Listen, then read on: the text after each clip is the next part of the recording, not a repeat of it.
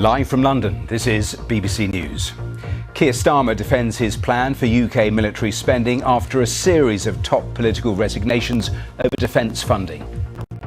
I have taken the difficult decisions to make sure that we are safe as a country, because that is my number one priority. One of the giants of the art world, David Hockney, has died at the age of 88. We'll be speaking live to the artist Scarlett Clark, who's known David her whole life. Our other headlines: shares in SpaceX begin trading in New York and look likely to make Elon Musk the world's first billionaire. And the World Cup kicks off with an opening win co-host Mexico, while South Korea...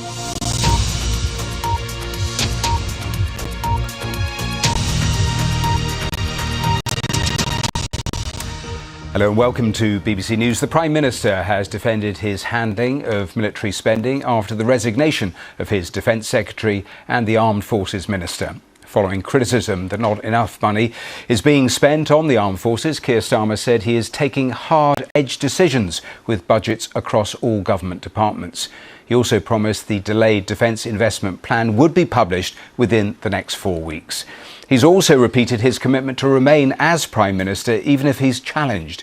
He's been speaking to our political editor Chris Mason. Here's some of that interview. Say then to some of the senior military figures who have been critical. So Sir General Sir Richard Barrons, co-author of the Strategic Defence Review. This makes this country unsafe. This government, led by the current Prime Minister, has actively decided not to fund its own defence review because it much prefers to spend money on other things. General Sir James Everard, former NATO Deputy Supreme Allied Commander for Europe. The UK's standing in NATO is at an all-time low. These are people who know what they're talking about. Well, look, I have the highest respect for the individuals that you have quoted. And they're saying there's not enough money. But I don't agree. These are hard-edged decisions. They're decisions that have been taken, and we are seen as a leading member of NATO. There are two very important coalitions that have been formed. The first of them is to put in place the security guarantees for Ukraine. The leaders of that coalition are the UK, and I'm very proud about that, alongside France and Germany. A second coalition, which is to allow safe passage through the Straits of Hormuz, a coalition, again, led by the UK, and I'm very proud of that, and by France alongside us. How on earth is it credible that you can get to 3.5% by the middle of the next decade when the uptick towards the end of this decade is 0.08 percentage points? That's the central critique, isn't it, of John Healey, that the numbers are fanciful? Yeah, well, let me just take you on that, or at least answer it, if I may. We have another spending review coming up, and before the end of this Parliament, and defence will be a number one priority in that spending review. Is that not jammed tomorrow, though? So, no, it is very important that when I make commitments on something as important as defence, that I'm able to point to what the funding is. In a scenario where there is a leadership contest, it may be that your decision to stand or not determines whether there actually is a contest. And in that scenario, you deciding to run makes you the author of chaos, doesn't it? Chris, there's a strange way of analysing this. A contest only arises if somebody gets 81 MPs to back them and says, I am now going to challenge. So, and then you deciding that you're going to take them on. Because if at that point you folded, then there wouldn't be a contest, and maybe the absence of a contest is in the interest of the country to avoid chaos. Well, Chris, we have invested heavily in defence, we have stabilised the economy, and we have invested heavily in our public services, and we're seeing the yields of that in the NHS. That is a very sound platform, and I want to complete the work I was elected into government to do, and therefore that's why I've always said I'm not going to walk away from the commitment that I made in 2024 to serve my country, and the mandate that I won from the British public in order to do so. That was a mandate we won in 2024 with me then leading my party and me now as Prime Minister. I'm not going to walk away from that because I think it's very important that we carry on ensuring that we do the right thing on defence and security. It's the number one priority for me as Prime Minister, that we carry on doing what we're doing to stabilise the economy, and that requires us to do the work with other international partners on Ukraine and the Straits of Hormuz, where we are seen as a leading country across the world, particularly in Europe, and it requires us to do what I fundamentally believe in, which is investing in our public services. And you will lead Labour into the next general election? Well, that's what I want to do. I recognise that, I've got to turn things around. We had a very bad set of elections. Wasn't quite a yes, though. So you're acknowledging the jeopardy you're in? I've been always clear that that's what I want to do. But look, I recognise that given where we are, I need to turn that around, and that's what I intend to do.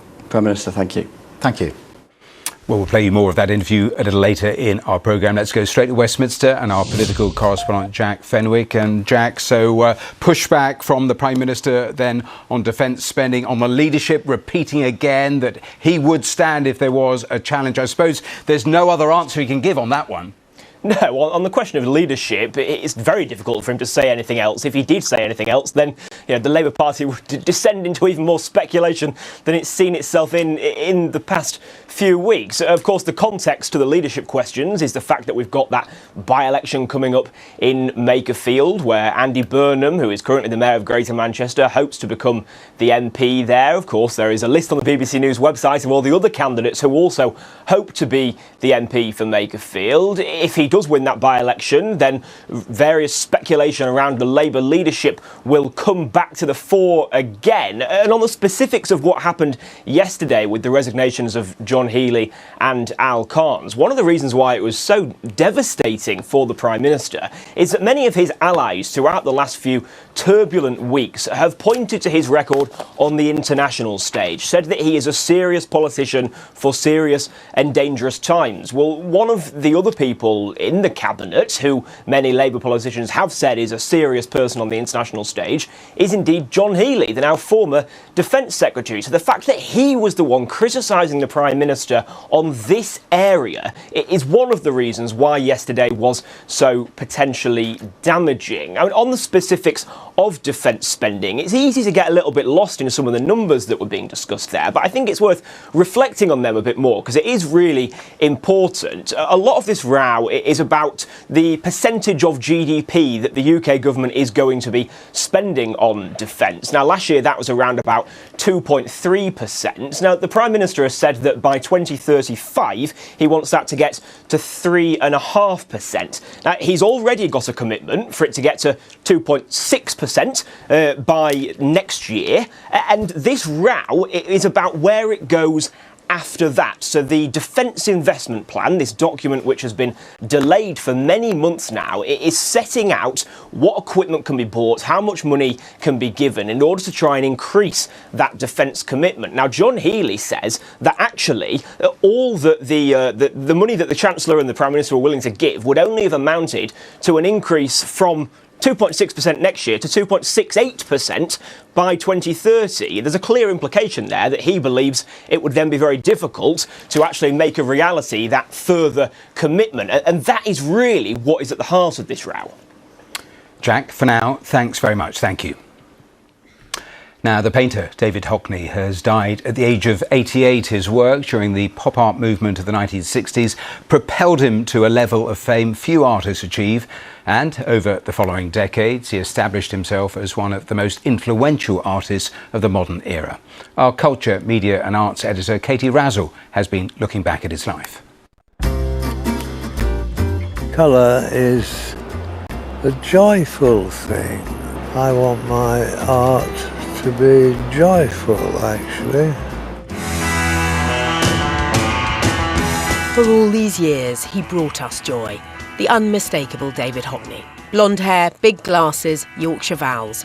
A British artist everyone had heard of. From about 8 years old, I wanted to be an artist. Born in Bradford, one of 5 children growing up in a tiny terrace, he was a scholarship boy at the local grammar. One school report said he should realise that enthusiasm for art alone is not enough to make a career. How wrong that was. I'm interested in ways of looking. David Hockney was endlessly innovating. At art school in Britain, it was abstract expressionism, and later pop art, those packets of tea. It's got all the energy of the United States with the Mediterranean thrown in. Leaving dreary post-war England for Los Angeles, he found his paradise, all bright colours and swimming pools, a place to explore his sexuality, and the city that inspired his fascination with water and light. What I quite liked about doing it was the perversity of painting something that lasts for 1 second. But it took me 7 days' work to paint the splash itself. A bigger splash is perhaps his best known and most arresting work.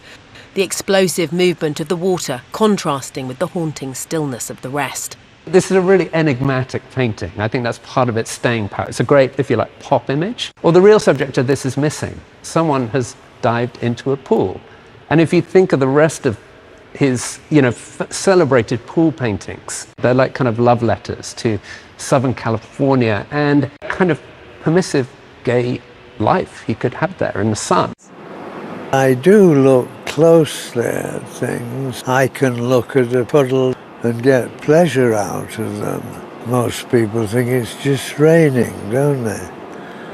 That sums him up. An artist who looked harder than the rest of us and captured what he saw. The changing seasons in Normandy and Yorkshire.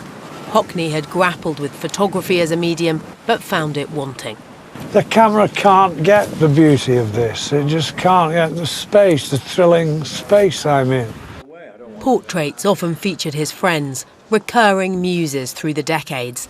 The designer Celia Birtwell, drawn and painted by Hockney over more than half a century. I never think I'm technically accomplished at all. In fact, I know some people have said, you must be able to do things easy. I've never found it easy.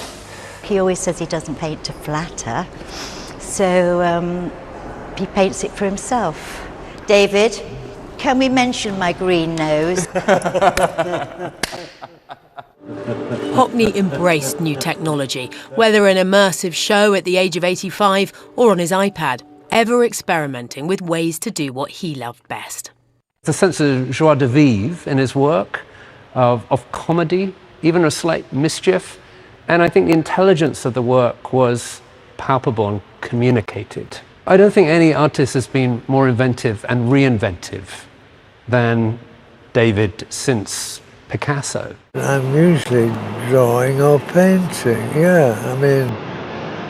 it's all I want to do now.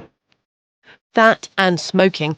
David Hockney was almost as dedicated to cigarettes as he was to his art. But it was painting and drawing that gave him purpose. If you've got that, he once said, you just go on until you fall over. An artist who captivated so many and taught us to celebrate the beauty of being alive. I've done what I wanted to do every day. I've had a very, very good life.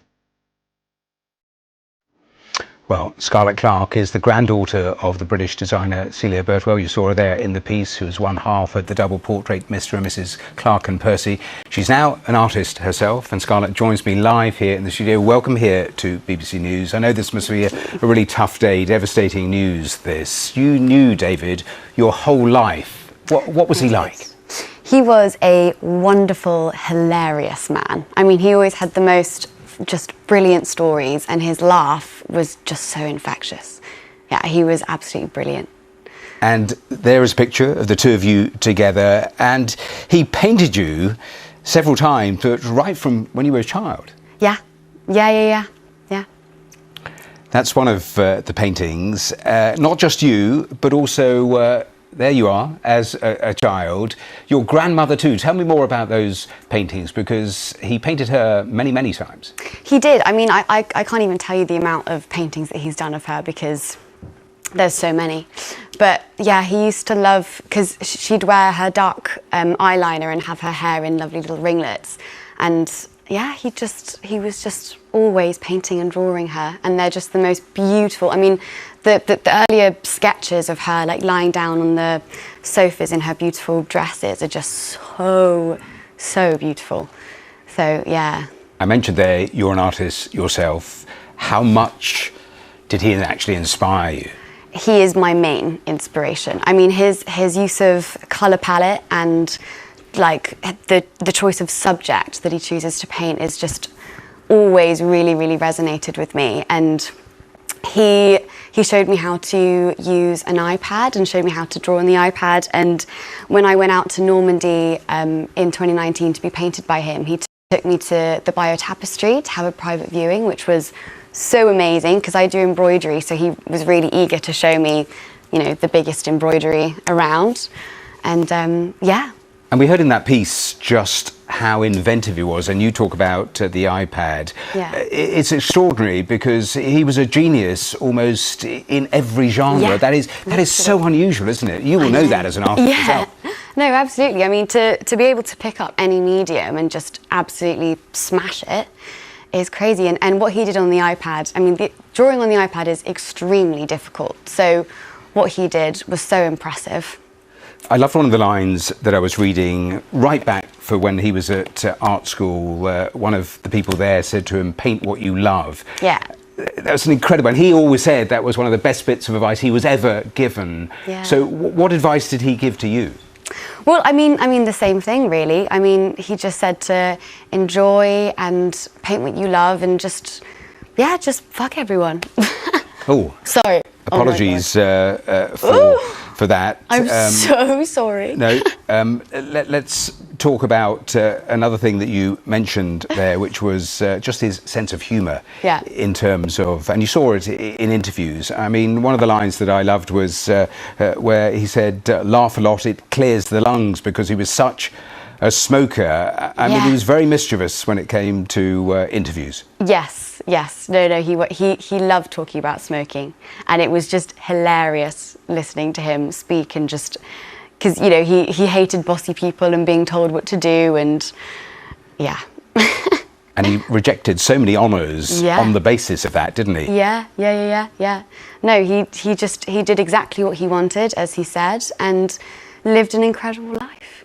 Just a final thought about legacy. I know it's so difficult looking back over such an extraordinary career that he had, but how would you describe what the legacy is? Oh gosh. I don't know. I mean,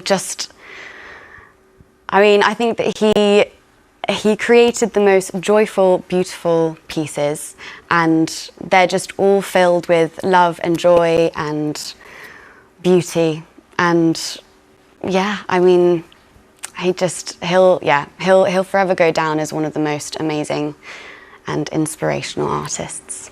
Well, Scarlett Clark, thank you for coming in. Just again, apologies if you were offended by the language there in part of that interview from Scarlett Clark, but we'll have much more on the career of David Hockney a little later in the programme. Just a reminder too that on the iPlayer, the full interview that Katie Razzle did with him only a few months ago, that is available there currently on the iPlayer.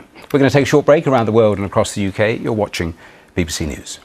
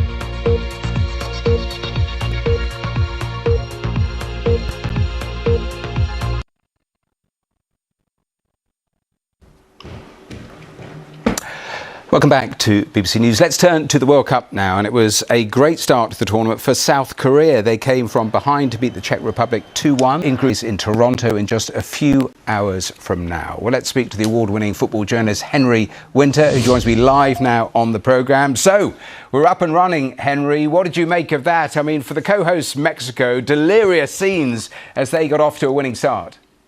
I mean, huge for Mexico. I mean, look, you've covered tournaments as well, and you really want the host to get off to a good start because it sets the tone. You don't want a sort of cloud hanging over the place. It's like going to a party and them sort of running out of sort of things to do and the host sort of storming off in a huff. So, look, it's brilliant that Mexico have had this start. I mean, their fans are amazing. Wherever you go in the world, I mean, Olympics as well as any football event, the Mexicans are there in force. And, yeah, they absolutely deserved that win. We're showing those pictures now. And what do you make of South Korea's performance? I thought it was a gutsy performance. They came from behind. I thought they deserved to win. I mean, you're right, it was tightly contested, but I just think there's a resilience to this team. They're so quick, they're so organised, and their first goal, the equaliser, because they had to come from behind against an experienced Czechia team, was just a wonderful goal that would have graced any round of this tournament. And, you know, this is only the opening games. Let's go back to that Mexico game because we saw 3 red cards. I know you'll be really interested in this because when I was watching, I mean, you can argue with a couple of decisions, but you got the sense that perhaps this World Cup is going to be harshly refereed. Strongly refereed, the FIFA would say. Pierluigi Collina, who's one of the greatest referees in the history of the game, he is very much driving this. He's very much behind VAR. He wants VAR to have this control as well, and he wants referees to clamp down. We always see this in the start of tournaments, an absolute clampdown. And I mean, I'm here covering England, and England at least will have had 20 games to see the tenor of the refereeing, seeing the things that they're going to clamp down on before England open up in Dallas on June the 17th against Croatia. So I think there'll be a setting of the tone. But I think what everyone wants, and talking to sort of coaches and players out here, they just want referees to be consistent. You can't clamp down and have 3 red cards for those offences. I agree with you. At least 2 of them were definite red cards, and then not apply that to other games. Yeah, it'll be interesting to see what happens at corners. It'll be interesting to see about time wasting. They seem very set on all of that. Now, we've got 2 other co-hosts having their games in the next 24 hours. What do you think in terms of USA, Canada? What are you looking out for? Well, USA, I mean, they've got some good players and they've got one of the world's best managers in Mauricio Pochettino. But, I mean, there's a little bit of a tension around there because you know what the Americans are like. They expect their teams to be doing well. They're in the middle of one of the great sort of NBA finals in basketball. They've got the ice hockey going on. There's this winning mentality. It's all about winning.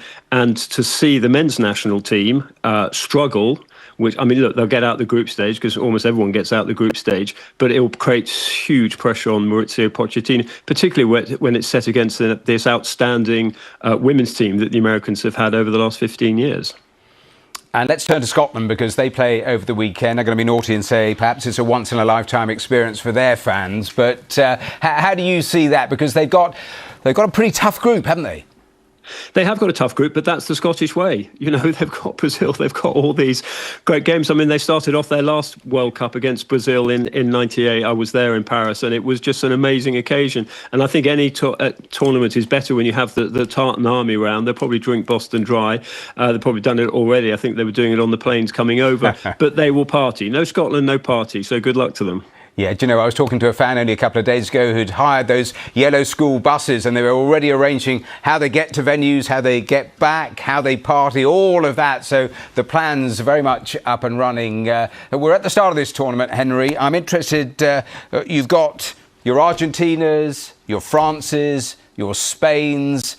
Where do you see this tournament going? Who's going to win it? Well, Spain, probably because of the heat, because they know how to keep the possession. I mean, England have got some exceptional players. I mean, you look at Bellingham and you look at Kane, they're in form. They've got a strong spine to them. They've got a good mentality. They've got a fantastic coach in Thomas Tuchel who know how to tweak things late in the game. But you'll be looking at, I mean, Argentina doing it back-to-back, not so easy. I mean, Messi is magnificent. 38, 39, but clearly he's not going to sort of last the pace. Spain just seem to have sort of strength in all areas, and if their wingers are fit and flying, they'll be the team to beat. And France? Well, France, as long as they don't argue with each other, I mean, they've got some fantastic players. Well, we've seen it before. There's an amazing documentary doing the rounds at the moment, which highlights that. But this French team, I mean, you look at Mbappe, who scores in big games. You look at Elise, one of the players of the year. We look at some of the players that we've seen in the Champions League. But don't rule out Portugal. You know, when you've got a player like Vitinha, you've got some of their players. Whatever you think of whether Ronaldo should be playing or not, they'll be a threat too. So, yeah, it's fairly evenly balanced, but Spain deserve favourites. Yeah, that Ronaldo dynamic dynamic is going to be so interesting, how he's managed and how much time he actually plays. Just a quick thought on England in the mix. I mean, realistically, Henry, how far can they go? Well, they should get to the quarterfinals, and then it's just a question of how they cope with the heat.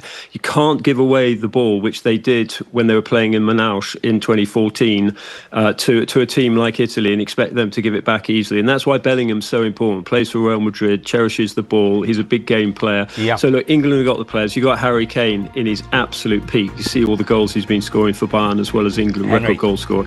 So they've got a chance. Henry, the music is playing, which means you have to stop, I have to stop. The headlines, they're here next.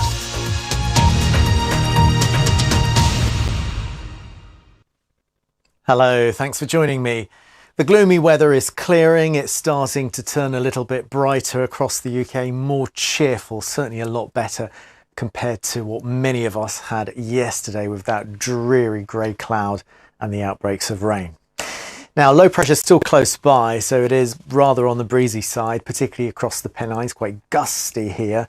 But you can see on the satellite picture that the clouds are now becoming a little bit more broken. So given some sunshine, second half of the day, temperatures may creep up to around 21 or 2 Celsius. But for most of us, it'll be in the high teens. Now, this evening and overnight, showers and breezy across the northern half of the UK, clear and less breezy across the southern half of the UK. Early morning temperatures will be typically around 10 or 11 Celsius, whether you're north or south. So that means that Saturday gets off to a reasonably bright start for many of us. The showers and the breeze will continue across the north. Could be really very showery in the northwest of Scotland, but I think south of the lowlands it will be generally dry at least most of the day, with the best of the sunshine across central and southern England as well as Wales. Here temperatures should reach around 20 Celsius or so. And then we are anticipating a steady climb in the temperature over the coming days, but at times there will be a little bit of rain thrown in as well. Bye-bye.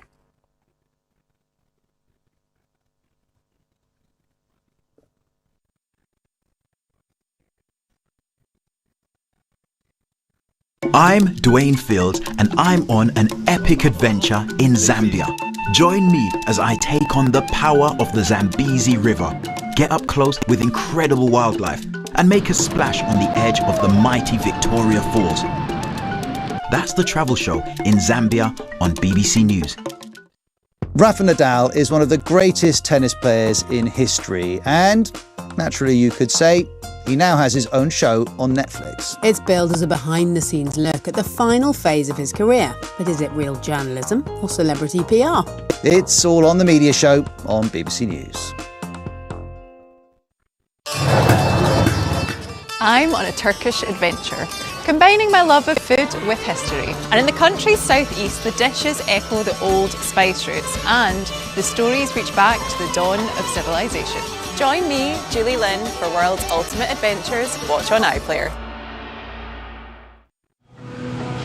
For a decade, I've been investigating maternity services, hospital after hospital, failure after failure. She said it was just one-off, it was just one of those things, sometimes babies die. And when she left, I said to Gary, I said, something's not right. Now in Nottingham, the biggest ever inquiry. The medical records of 2,500 families have been reviewed for instances of avoidable harm.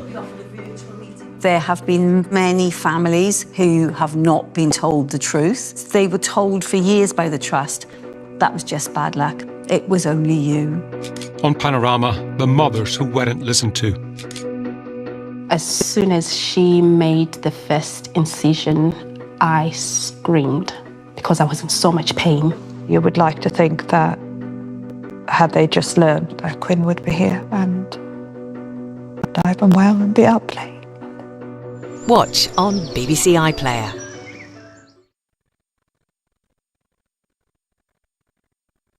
Here at BBC Verify, we use forensic investigative techniques and tools to fact-check stories, verify information and counter disinformation. Using data analysis and the latest technology, our journalists examine the evidence and get to the facts. Watch our BBC Verify reports on the BBC News channel or go online to find out more.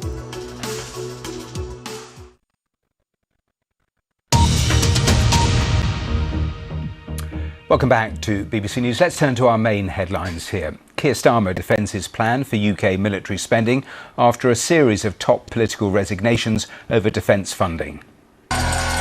Shares in SpaceX begin trading in New York and look likely to make Elon Musk the world's first trillionaire. Iran releases details of a potential deal with the United States, but President Trump says the leak bears little relation to what has been agreed. Indian officials say they are still analysing evidence from last year's Air India plane crash as the families of those killed mark the first anniversary of the disaster. One of the giants of the art world, David Hockney, has died at the age of 88.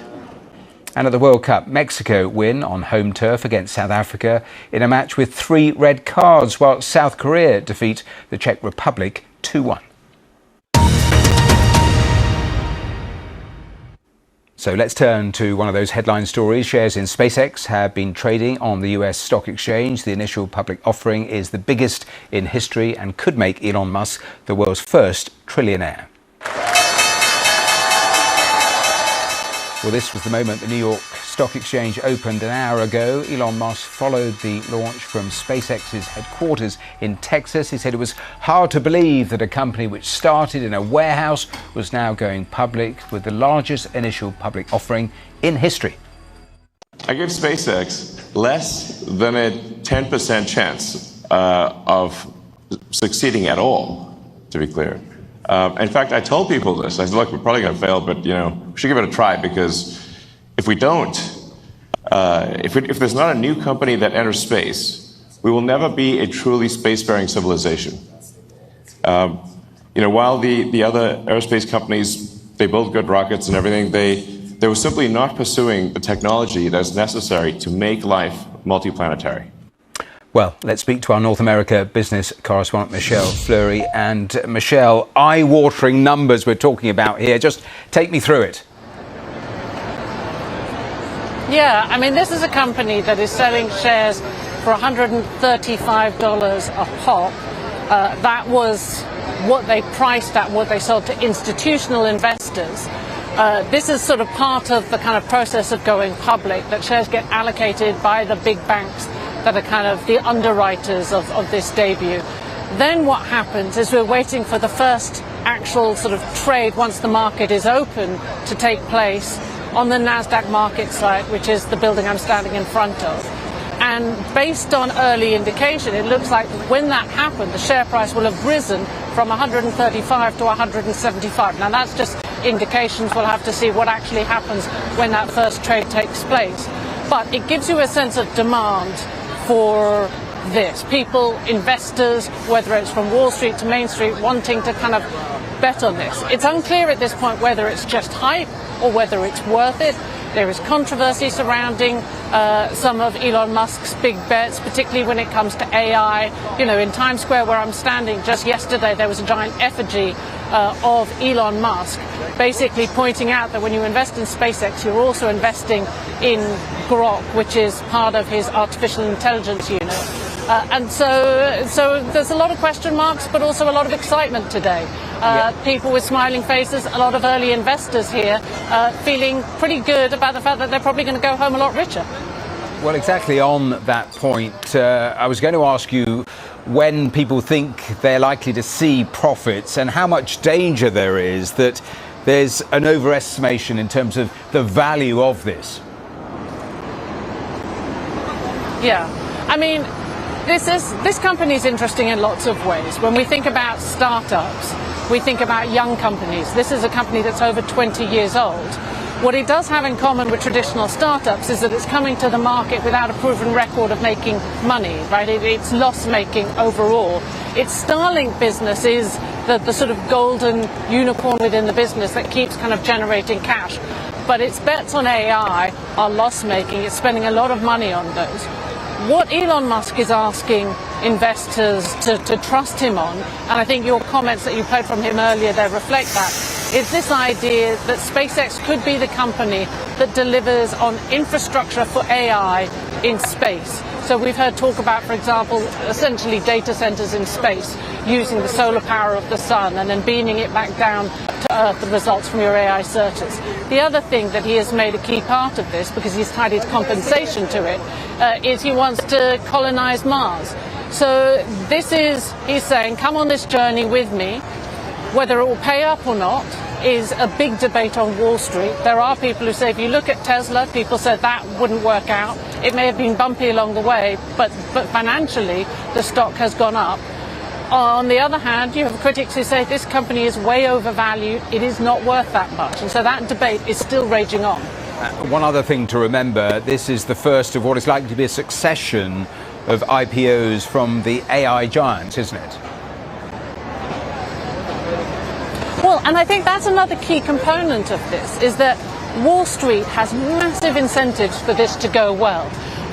They collect fees from big flotations like this, and obviously, as you mentioned, OpenAI and Anthropic have both made it clear they want to tap the public markets to raise money to fund their AI ambitions. You know, all of these technologies we're told of the future, but to do that they need Wall Street, and for the banks that also means big fees. So if this goes well, that bodes well for these other two big stock market debuts that could be coming down the pipeline.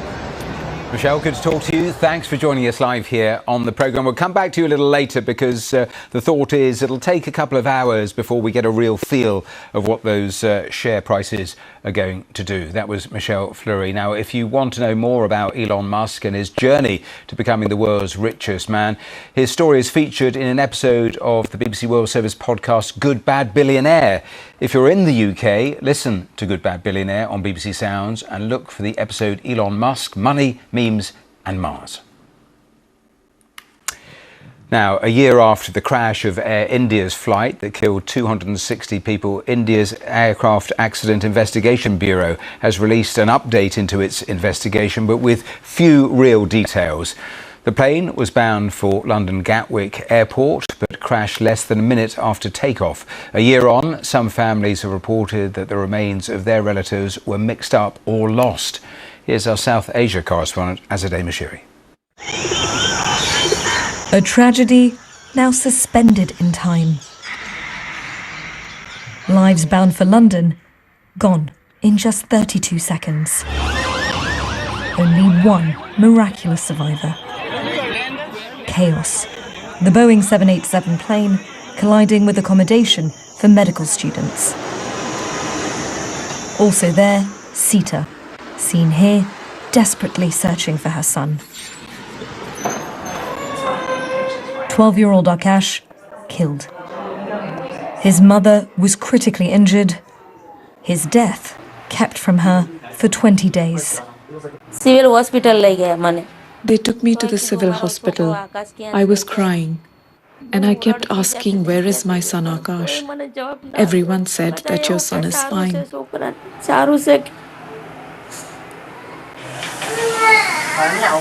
Her home, now her world. Her pain so great, she leaves only for weekly medical checks and has never returned to the crash site. A reminder of the horrors of that day. You can still see the crater left behind by the tail of the plane, but the wreckage actually spread across the equivalent of 5 football pitches. You can hear planes still pass by as a constant reminder of all of this. And the memories are still so raw for the people we've spoken to. And is very old, like 25 Here, years old. the second home Gunjan once shared with his wife in Ahmedabad. Jamina, an NHS worker, flying back on that fateful day, 2 months pregnant. Everything is going good and suddenly this happened. Everything is totally destroyed.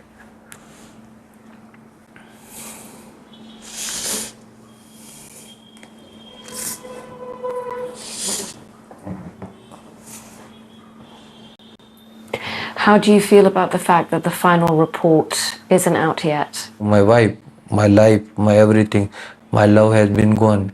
So I need to know about who is responsible. Gunjan holding on to what little they found of her belongings at the site, trying to piece together how she died. A preliminary report last year offered him no conclusion. This is driving license. Dozens of families will return to the site to pray on Friday, haunted by that day, demanding justice for the people they loved. Azadeh Mashiri, BBC News, Ahmedabad. Well, Azadeh has also sent this update from the crash site. A year on and families still don't have answers to what happened here on the 12th of June and how Air India Flight 171 crashed and killed 260 people. Now, relatives have been gathering here all day to pay their respects to the people they lost. Here are those 5 buildings that Boeing 787 plane tore into. They're still standing here today, but you can see the chaos that would have followed. This was actually all accommodation for medical students at the nearby government college and hospital. Now, according to aviation guidelines, international ones, the investigating body must provide some sort of statement, some update on its investigation. You may be able to hear that plane above me. It's just a reminder that here we are only a kilometre and a half away from the airport, so close to that airport, and there are these reminders that have been coming by every single day for the relatives here of what happened that day. Now, when it comes to that update from the investigating body, it had very few details. It said that the investigation has made some progress in examining evidence, but it didn't offer any details as to what that progress is, nor when that final report and those conclusions to the investigation could be expected.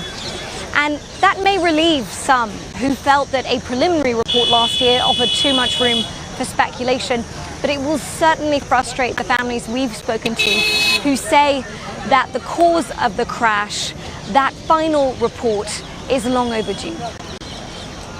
Azadeh Mashiri. Now, state media in Iran have been outlining what they say is a draft Iranian-US deal to end the war after President Trump said an agreement could be signed imminently. It's said to include an end to the conflict on all fronts, including Lebanon, the release of frozen Iranian assets, and a 60-day period for talks on Iran's nuclear program. But the US president has taken to social media saying details leaked by Iran bear no relation to what has been agreed in writing. Well, we'll get the latest on those lines in a moment. But first, our chief North America correspondent, Gary O'Donoghue, looks at Donald Trump's mixed messaging over Iran and the questions it raises. 1 minute, Donald Trump is vowing to take Iran's main oil export terminal on Karg Island in the Gulf, which would require troops on the ground. The next minute, he's rowing back. My preference would be that. I don't know that America has the stomach for it, to be honest. And now he's called off further strikes. So, flip-flop or thought-out deliberate strategy? The mixed messaging isn't new. Almost in the same breath, the president will say a deal is close. Then he'll say, we're hitting Iran very hard. We were really close to a deal, but they keep tapping us along. They keep playing us for suckers. One view is that Donald Trump likes to keep people guessing and sees it as a key way to keep up the pressure. Another view is that he's just not sure how to extricate himself from this war. But what's new here is his recognition that public opinion does matter, and not even Donald Trump can risk alienating so many people by putting troops on the ground.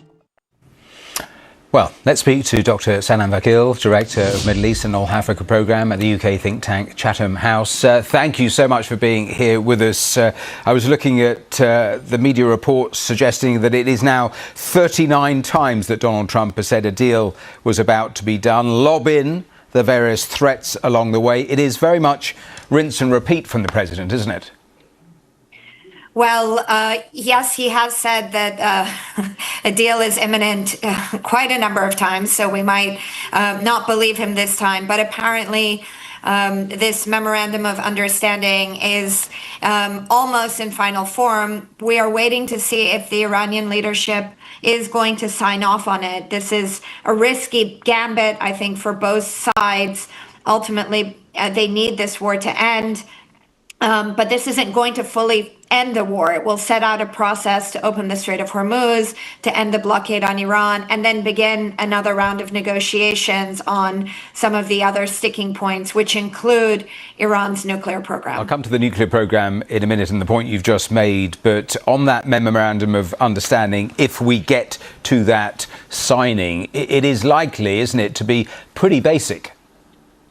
Well, yes, it's basic because, it's important to remember there is deep mistrust.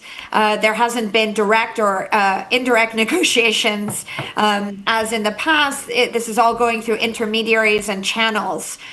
So it's important to just get to some principles and then hammer out the details of those principles. The principles are important, though, because we haven't seen a final text. What's been released is an Iranian interpretation or Iranian version.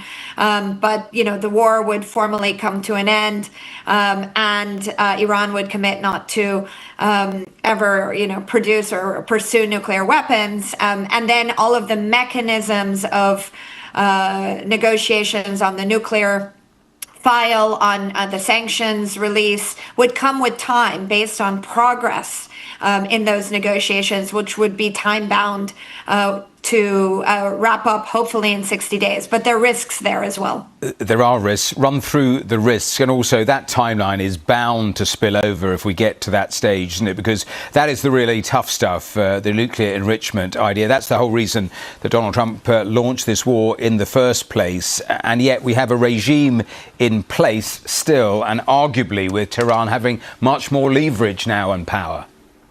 Yes, they certainly do have leverage, having survived the war. Still, the nuclear issue is a live one, despite the war, despite last year's war, where the nuclear sites were struck. But there is also the issue of the Strait of Hormuz and the pressure of this war on the region, but also the economy more broadly. So, the sticking points will be that this negotiation is going to require attention to detail, commitment from both sides. The trust is at an all-time low, obviously, and there will be perhaps bouts of further conflict. U.S. forces are reportedly meant to withdraw, should they get to an agreement away from Iran's borders. But, we could see a resumption of military pressure or a strike here or there, as we've seen over the past 100 days as well. This is going to be a bumpy road. Yes. And as we're going into perhaps elections in the United States, we might just see a lot of the hard decisions deferred farther afield. Dr. Vakil, we will leave it there, but thank you so much for joining us and giving us that analysis. We shall continue to watch what is emanating both out of Tehran and Washington. We're going to take a short break around the world and across the UK. You are watching BBC News.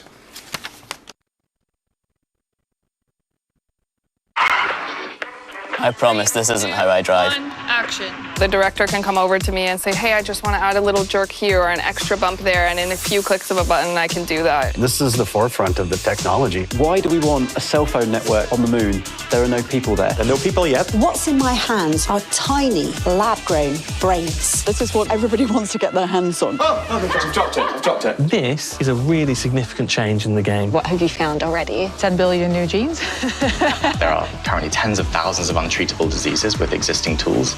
We think we can make a dent in that. This revolutionized all electronics.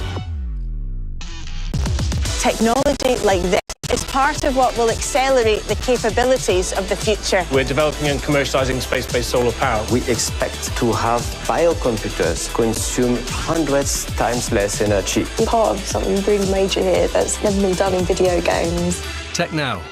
Watch on BBC iPlayer.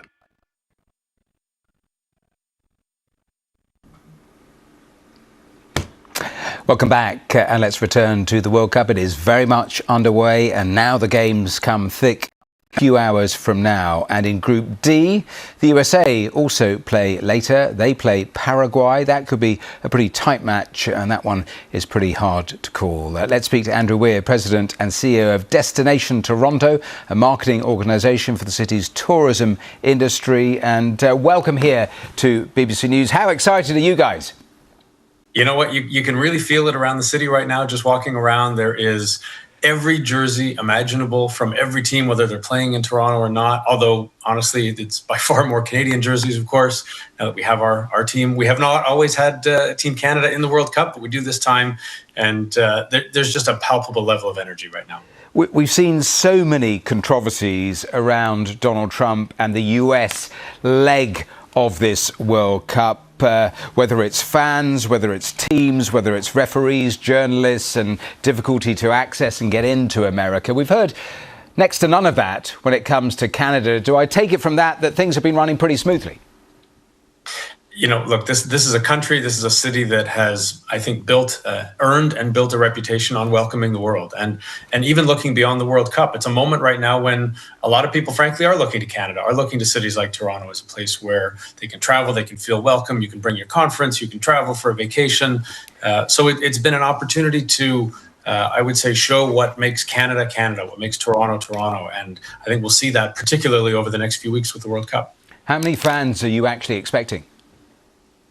Well, we know that the majority of the tickets have been bought by international fans. So there's certainly lots of Canadians and people from Toronto that will be at the games, particularly today for the Canada match. But there are tens of thousands of fans for every one of the games, for every one of the matches. Plus, we have the Fan Fest that's running. And not every city has a Fan Fest running for the entire time, but ours is actually running for the entire 39-day tournament, whether the matches are happening here or not. And so there's concerts and live broadcasts of all the matches. So there will be tens of thousands of fans on any given day from frankly, all over the world.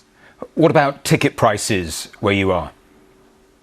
Well, you know, those are set by FIFA. There's certainly been a lot written about those. I think they have been not as accessible as many fans would like. Certainly, you know, from a tourism standpoint, our interest is in inviting as many people as possible. So the more people that can participate, the better. And I think it's clear that ticket prices have been a barrier in some respects to that. At the same time, we're going to have a very full stadium today. So what's important, and I think this is true in all the host cities, but certainly I've seen it here, is that being inside the stadium is only one of many ways to experience the action there. The Fan Fest, and frankly, being at the bars and being at the restaurants and the outdoor watch parties and along the waterfront and everywhere else throughout the city, that's sometimes the best experiences, and that's the good stuff sometimes. So I think, you know, people that are visiting, they will have opportunities to see the matches in all kinds of different ways. And sometimes it's that post-match celebration that really are the most memorable experiences. Just a quick one on costs, because we know, say, in New Jersey, that the travel costs, again, massively inflated from $12 to $100 to get to the stadiums. And again, that was being blamed on FIFA. Have you, in Toronto, been able to do anything that makes it easier for fans? Oh, it's a completely different experience here. So first of all, we have a downtown stadium. It's just on the west side of downtown. So I will leave my office shortly and walk over to the stadium. And I think a lot of people will do that. Our transit, which serves the stadium directly, is just a regular commuter transit cost from anywhere in the city. It's a $3.35 ride. So there's been no increase. There's been a significant increase in service. So there's far more capacity because we know that that's how most people will arrive at the matches. But it's a very well-connected stadium. And you walk out of the stadium, you're right in the middle of the city, and you've got, you know, the entirety of the city at the waterfront, you know, right on the lake, on Lake Ontario here. So I think that aspect of the experience will be very, very connected for people, and they'll feel that vibrancy before, during, and after. Well, I'm sure the fans will really appreciate that, given the experiences in the US. A quick final thought. Is there any calculation about what it has cost Canada to be a co-host, and whether you're likely to make any money from that? What are the figures telling you? Well, the official costs, you know, for Toronto and Vancouver have been well publicized, but that includes stadium upgrades and security and everything else. From a tourism standpoint, I look at this, yes, there's an immediate benefit from the thousands and thousands of people that will be visiting and spending money here during the time. But the real benefit comes in the long term. This is about driving long-term demand, about building our muscles as a city to host these kinds of major events. And I think we'll see that increased demand for years to come. Yeah. And that's really how we need to measure this. Andrew, you don't need me to tell you to enjoy the next few weeks. I'm sure you're going to. Thank you for taking time to speak to us here on BBC News. Thanks so much. Thank you so much. Now, as part of celebrations to mark the 250th anniversary of American independence, an Ultimate Fighting Championship match is being held at the White House this weekend. Our reporter Bernd Debusman had a close-up look ahead of the event on Sunday. The structure behind me is called the Claw. It will light up the UFC octagon here in the south lawn of the White House, where more than 4,300 people are expected to attend UFC Freedom 250. The event is being held to mark the US's 250th anniversary. It's also being held on Donald Trump's 80th birthday. I've been covering the White House for a few years now, and I've never seen anything quite like this setup. The structure is 92 feet tall, 154 feet wide, and weighs about 600 tons. Putting it here has required an enormous undertaking, costing the UFC about $60 million, including $700,000 just to fix up the grass, which, as you can see, has been partly covered up. And because the White House isn't a typical sporting venue, there have been some logistical challenges. There's no locker room here, for example, so the fighters will have to get ready in a nearby government building before headed out to the octagon. The event has also attracted criticism. Just days ago, a lawsuit was filed on behalf of 2 Virginia residents to stop construction, citing Trump's ties to UFC President Dana White, financial interests linked to the sport, and a lack of proper approvals. The White House rejects those claims and says that no taxpayer money is being used. But barring any last-minute changes, this lawn will look very different once the lights come on and the fights begin. Bernd Debusman, let's end this hour showing you pictures from the Canary Islands, Tenerife, because the pictures on the tarmac. Pope Leo about to end his trip, saying again today, we are all migrants. More on that a little later.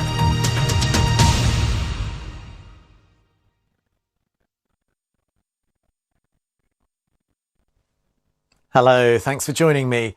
The gloomy weather is clearing. It's starting to turn a little bit brighter across the UK, more cheerful, certainly a lot better compared to what many of us had yesterday with that dreary grey cloud and the outbreaks of rain. Now, low pressure is still close by, so it is rather on the breezy side, particularly across the Pennines, quite gusty here. But you can see on the satellite picture that the clouds are now becoming a little bit more broken. So given some sunshine, second half of the day, temperatures may creep up to around 21 or 2 Celsius, but for most of us, it'll be in the high teens. Now, this evening and overnight, showers and breezy across the northern half of the UK, clear and less breezy across the southern half of the UK. Early morning temperatures will be typically around 10 or 11 Celsius, whether you're north or south. So that means that Saturday gets off to a reasonably bright start for many of us. The showers and the breeze will continue across the north. Could be really very showery in the northwest of Scotland, but I think south of the lowlands it will be generally dry, at least most of the day, with the best of the sunshine across central and southern England as well as Wales. Here temperatures should reach around 20 Celsius or so. And then we are anticipating a steady climb in the temperature over the coming days, but at times there will be a little bit of rain thrown in as well. Bye-bye.